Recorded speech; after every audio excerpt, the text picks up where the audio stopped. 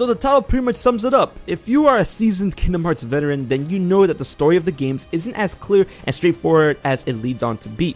This leads to an extremely rich yet convoluted tale at times. The adventures of Sora and the chosen wielders of the Keyblade through Disney and Square Enix elements would allow these head-scratching moments, but at the same time proves to be an engaging plot for those who want to give it the attention it demands.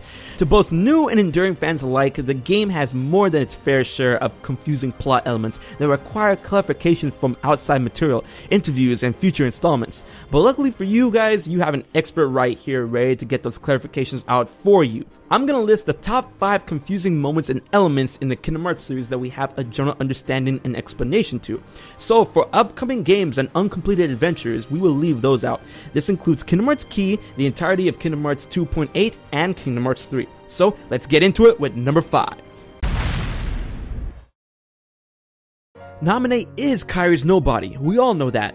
Not really a mystery of what she is, but where she exactly came from is part of the mystifying factor.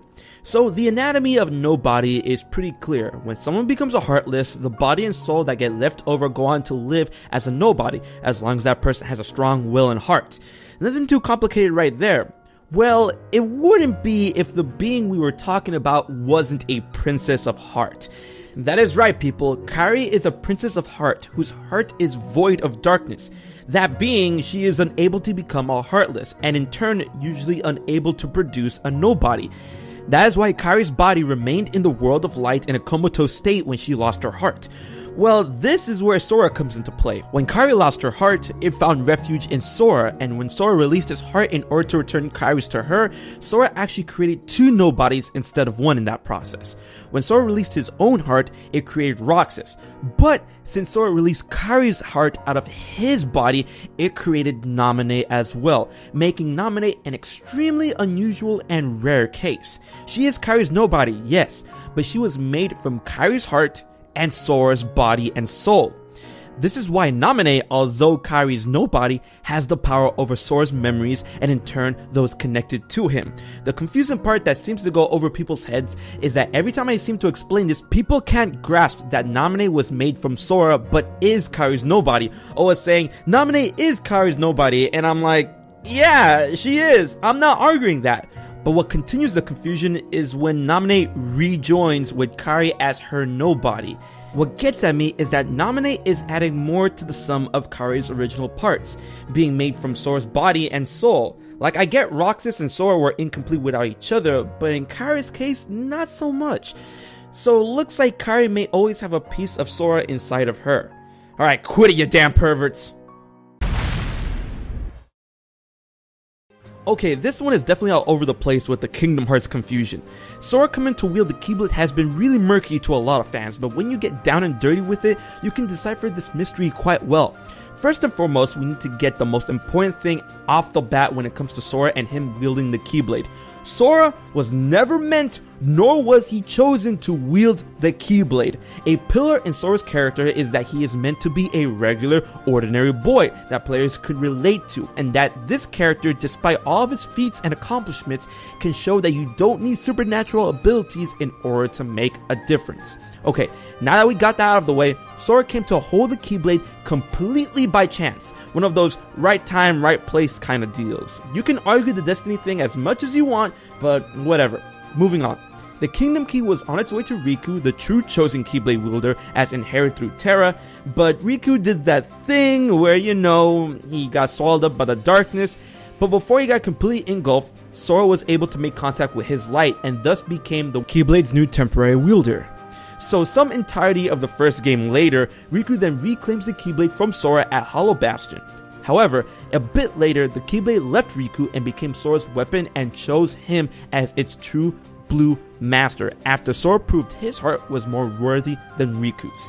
But one thing that a lot of people tend to overlook is that not only was Sora not chosen by the Keyblade, but not anyone can wield a Keyblade. The Keyblade can only be wielded by those who have the ability to wield a Keyblade, and for Sora, that ability originally came from Ventus, who was an original Keyblade chosen. people take this information and misunderstand it. Ventus is not the reason why the Keyblade found its way to Sora or is the reason why Sora came to own the Keyblade, but is the reason why Sora is able to hold it and the reason why Sora is able to use it. The man, the myth, the legend, yes, the antagonist of the Kingdom Hearts series himself, is indeed an enigma. Well, let's search it up in the dictionary. Yeah, Xehanort is definitely that. Xehanort isn't your run-of-the-mill cookie-cutter villain. He's an expert manipulator, master strategist, brilliant scientist, and arguably the most powerful Keyblade master who has ever graced the worlds. Yet he comes from humble beginnings that he himself had the willpower to change when he decided, "This world is just too small." But the method to this man's madness is complete control over the darkness, something that anyone and everyone else who even dared to try to claim ownership over has had some trouble controlling or not enough prowess to show for. Yet this man was the only one to do so without any type of negative effects. This, along with the fact that we're not dealing with one man when referring to Xehanort, we are dealing with God knows how many forms.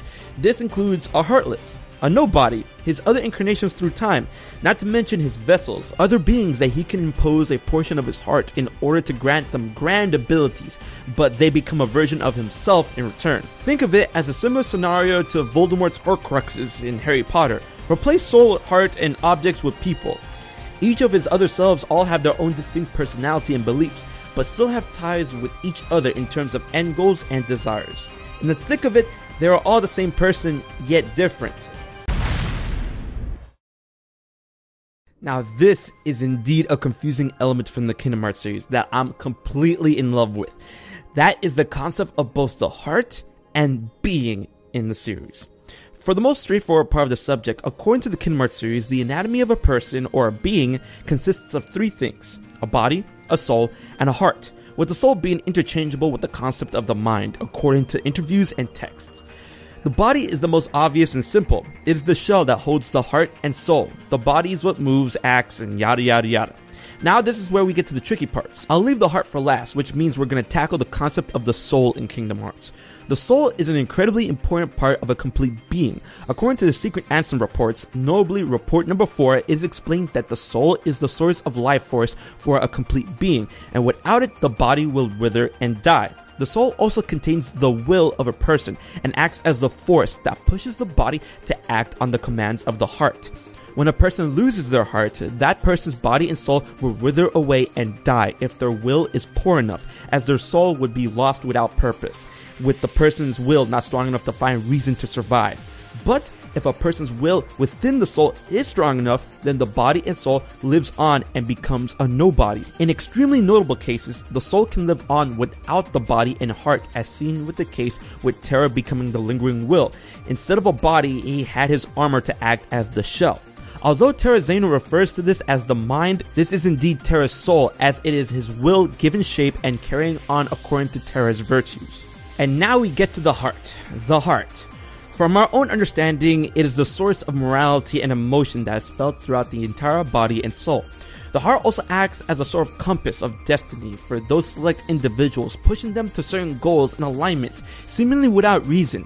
It could be argued that these certain personalities contained within the heart are already predetermined from birth, but events seen in Kingdom Hearts have shown that the heart can indeed be influenced and even written on to push people towards a certain drive and goal, being a combination of both nature and nurture. The heart is also the source of power for beings in the Kingdom Hearts series. And no, I'm not talking about that pep talk nonsense. I'm talking about legitimate, tangible power that can be utilized in combat and other situations. The power and energies from the heart can take form of magical spells, insane power output for weapons and attacks, and inhuman stamina and defense reserves. Hearts can also be empowered and connected to other hearts to gain even more power. Hearts can also house memories, etching blind paths for a person to follow, and even other hearts.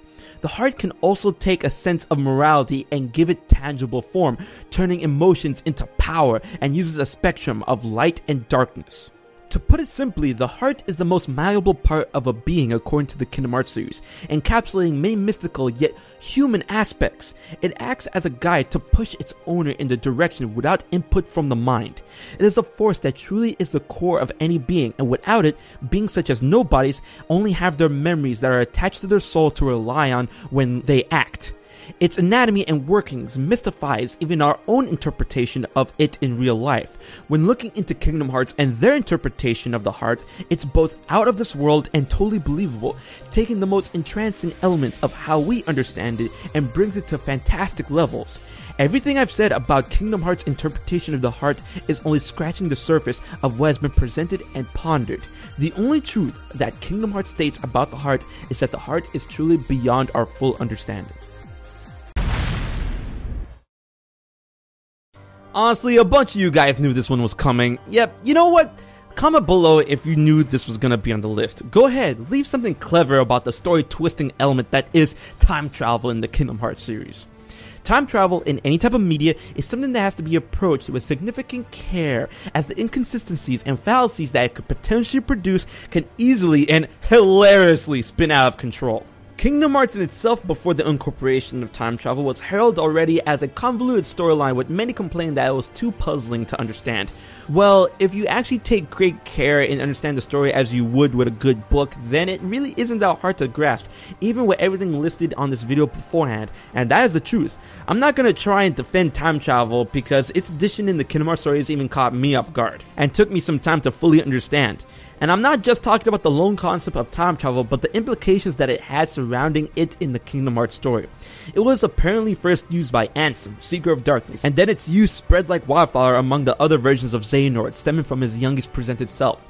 Young Xehanort then used this power to gather various versions of himself and create a new Organization 13, rechristened as the 13 Seekers of Darkness for his older self, when his other plans went to dust. However, they were one head short, so enter Dream Drop Distance. But let me explain how it works. According to the series, time travel can only be initiated by those who leave their bodies behind, as their physical form cannot withstand the time-space manipulation. And every point of the user's destination, a version of themselves must be waiting there. You cannot rewrite destined events, and upon reaching each destination, you can only move forward as per the laws of time, but not past your most current self, which is weird because it apparently is dictated by some sort of invisible concept of time and how it's presented to the viewer, meaning though there will be characters that will exist in the future by the laws that Kingdom Hearts has given us, time travelers will be able to go to that point since a version of themselves will be in that time.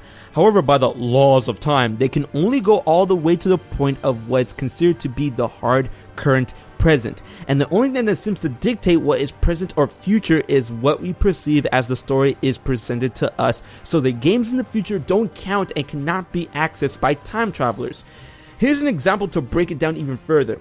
We know that Master Xehanort is going to be in Kingdom Hearts 3 for the final battle of the Keyblade War. However, the game hasn't happened yet. It is currently what they present and what we perceive as the future of the Kingdom Hearts series. The most current game of the series right now is Dream Drop Distance, soon to be 0.2 Births by Sleep. So young Xehanort can only go as far as Dream Drop Distance, where the time there is the most current dictated by the game's release. And that was only the explanation of time travel. Everything else connected to it, including how young Xehanort got the power to time travel, how he was able to enter and plague Sora and Riku's Mark of Mastery exam, and what it means for the reassemblage of the 13 Secrets of Darkness, is a whole other essay that will roll out if needed. But I'm pretty sure I amply explained why time travel is what I believe to be the most confusing element in the Kingdom Hearts series. So guys, what did you believe was the most confusing part in the Kingdom Hearts series? Leave your thoughts and comments in the comment section below, and leave whatever you thought was confusing about this or the Kingdom Hearts series in general in the comment section below.